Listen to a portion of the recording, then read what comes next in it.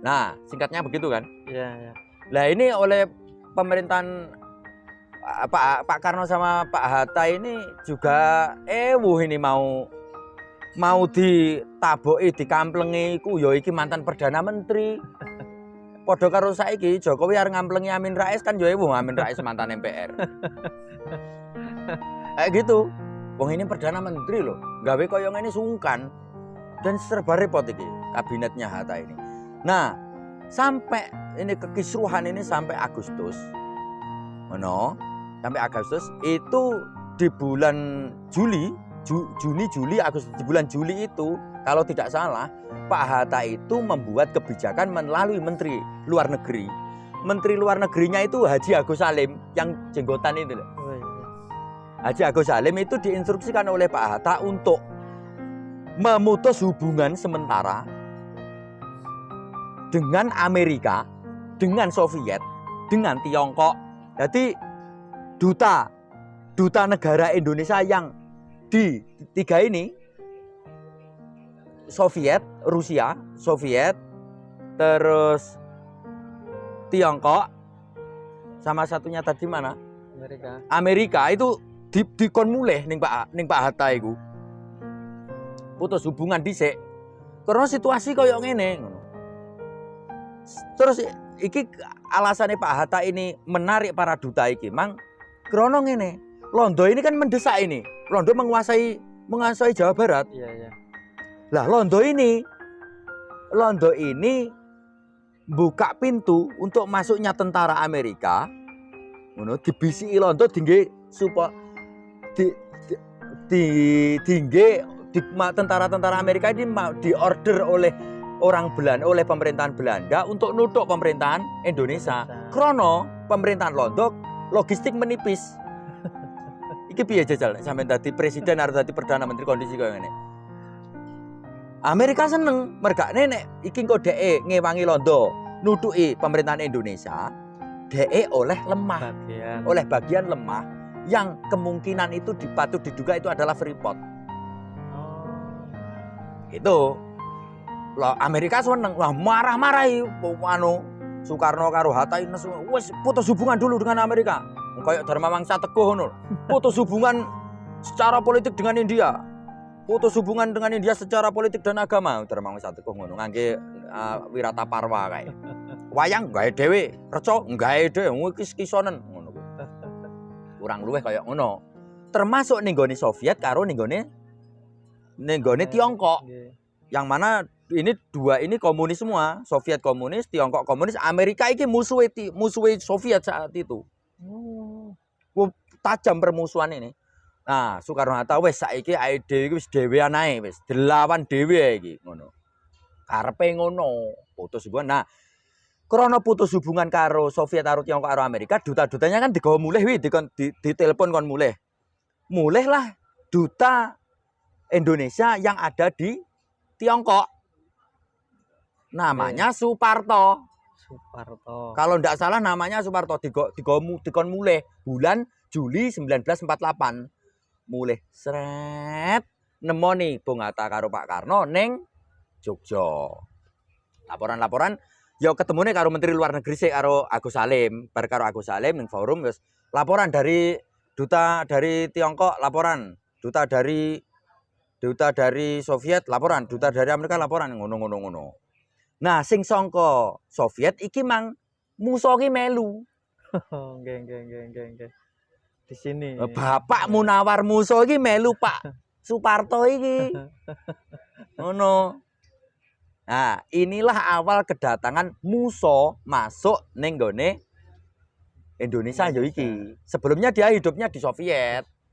Itu. Tapi asli orang Indonesia. Asli orang Indonesia. Memang dia anggota komunis internasional sehingga uripe nggon kono.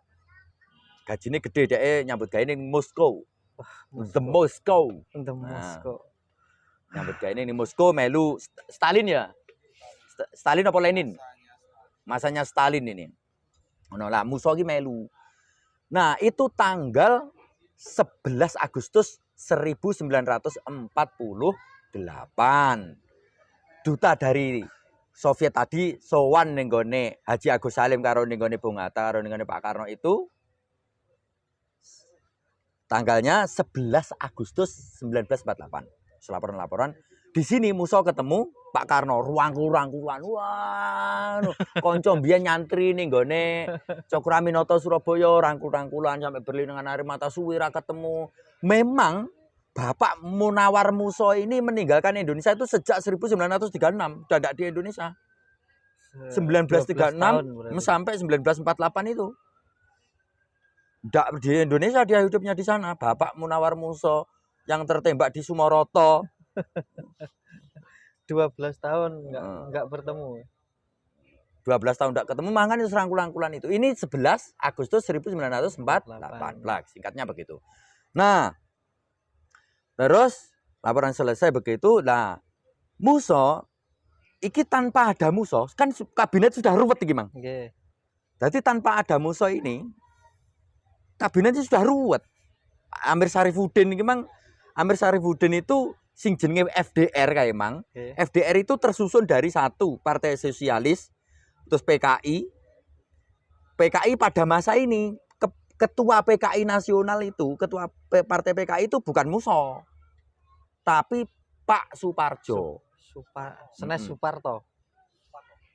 Hah? Suparno. Suparno. Pak Suparno. Itu ketuanya PKI sama masa itu bukan Muso. Terus Partai Sosialis PKI, terus BTI, Sopsi, terus Porsindo, Pesindo. Nah, 5 ini unsurnya itu FDR itu. Makanya umatnya banyak. Bisa mengguncang pemerintahan Hatta. Umatnya banyak. Ketuanya FDR ini Amir Syarifuddin ini. Nah, karena Muso datang, Muso ndelok kekacauan ini, ngono. Ndelok kekacauan iki, akhirnya dia gabung nemoni Amir Syarifuddin. Yang dari Jogja ning Solo kan cedek. Nemoni Amir Syarifuddin. Ketemu Amir Syarifuddin, Musa kurang luwih ngene dhek. Lah iki ruwet kaya ngene kesuwen. Komunis itu menjadi sebuah negara dan pemerintahan itu sudah terbukti sukses di Soviet sana, sudah terbukti sukses. Indonesia digawe kaya ngono lho, kesuwen sampean iki. Ngono lah. Ngono.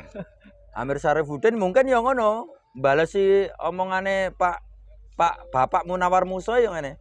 Ngono ta? Gak bahaya ta? Ngono. Karena kan kulino ning Surabaya. Itulah rembukan lawang iki karo akhirnya mereka bikin forum FDR di forum resmi FDR. Akhirnya krono Muso datang ini langsung restrukturisasi. Strukturnya langsung dirubah semua. Pemimpin FDR menjadi Bapak Muso. Amir Syarifuddin posisinya saat ini sore Muso karena Muso ini senior. Itu ulama ini. Ulama kelompok FDR. Misalnya anggapnya nenek partai ulama, ngono ya, anggapnya cara nenek partai ulama ngelumpuk drag. Kadung rembukan gawe struktur. Dilalah ketekan saka Al Azhar tung gabung. Lah kan neman-neman nek ra dikekne ning dhuwur dhewe. Ah ibaratnya ngono kuwi. Umpame lintune Al Azhar ngoten ngono. Misalnya umpamane. Ya, ben penak dipahami bae maksudku. Wes kuwi ya. Kok kene jelas ya? Nggih. Lah tanggal 20 Agustus dari kan 19 Agustus iki. 11 Agustus kan ketemu Pak Karno si Muso iki. Dari 11 Agustus ke 20 ini hanya 9 hari kan? 9 hari. Nah, masa 9 hari ini FDR ganti struktur kuwi mang. Tanggal 20-nya Bapak Munawar Muso itu ngumum ning radio nasional. Ngomong ning radio nasional ngelok nih Soekarno. Soekarno itu antek-antek Barat. Soekarno antek-antek Amerika. Dia didikte Amerika. Dia begundal. Wis ngono-ngono. Ngelok-ngelokne ini terus bermaksud meruntuhkan pemerintahannya Soekarno. Bapak Muso. Padahal 9 hari sebelumnya itu Rangkul-rangkulan. cipika-cipiki. Nah, ini dicatat tanggal 20 Agustus 1948 ini pidato Bapak Musso pertama kali sejak meninggalkan Indonesia. Lewat radio. Lewat radio nasional. Itu pidato ini sore hari. Tanggal 20 itu sore hari. Isinya mengumumkan tentang apa ini? Ngelok-ngelokne pemerintahan Soekarno, ngono tok. Isine gur-gur ngelok-ngelokne pemerintahan Soekarno, gur ngono tok wis. Ah, Soekarno ya wis biasa lah. Kak Krono kan londo kan sik banter iki. Londo di Jawa Barat dan di Sumatera ning Sumbawa, ning Madura iki sik dar-dar masalah londo ning Jawa Timur dar-dar masalahe. Dadi fokusnya Soekarno sik karo londo, belum karo iki. Iki dianggap oleh bocah-bocah krisis eksistensi lah cah-cah ngono kuwi. Ngono Kang Nek Soekarno. Hah? Wah ora lah. Nek kuwi jagoan-jagoan nek kuwi.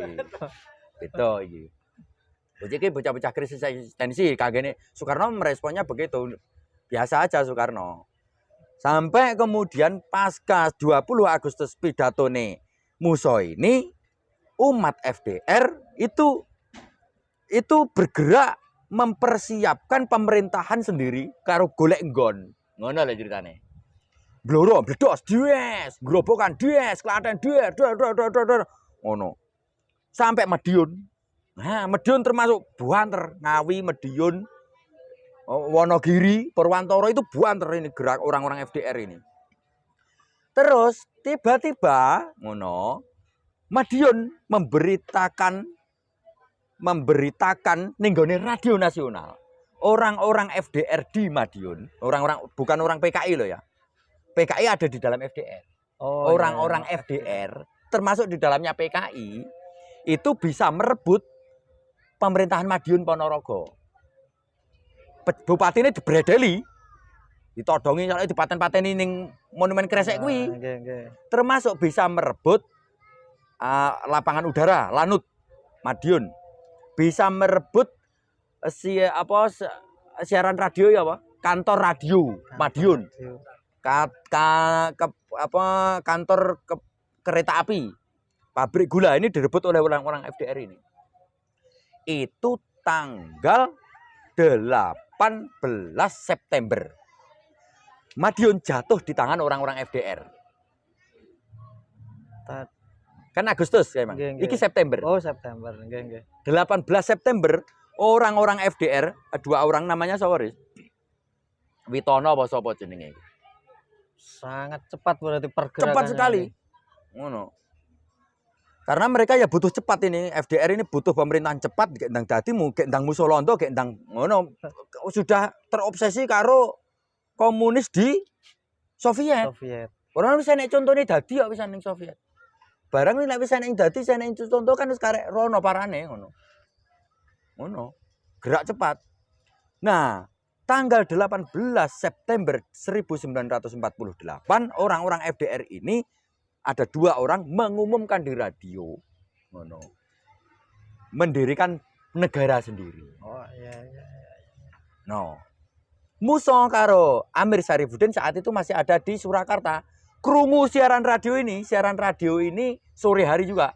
Si Musso langsung melayu ning Madiun karo Amir Syarifuddin. Wah, beritane iku orang-orang FDR memberitakan kepada tokoh-tokohnya ini tadi, Madiun sudah jatuh, Pak. Madiun sudah jatuh, Madiun siap dijadikan pusat pemerintahan FDR. Kurang luwih ngono lah. Langsung Bapak Munawar Musso karo Bapak Amir Syarifuddin iki langsung meluncur meninggalkan Surakarta ke Madiun jebrek. Nah, ini baru Soekarno-Hatta baru marah. Karena sudah redaksinya sudah mendirikan pemerintahan sendiri. Sudah tidak lagi kritik, sudah tidak lagi ngerusui kabinet. Ini sudah redaksinya sudah makar. Sudah makar. Marah Pak Karno. Jam setengah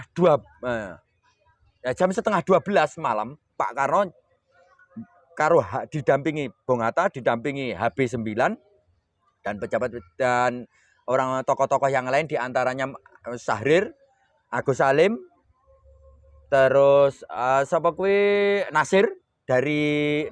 Muhammad Nasir dari Masumi itu golek kantor radio di Jogja. Genten Soekarno membalas iki. Lah lek ngono, kowe tak serang kurang luweh ngono.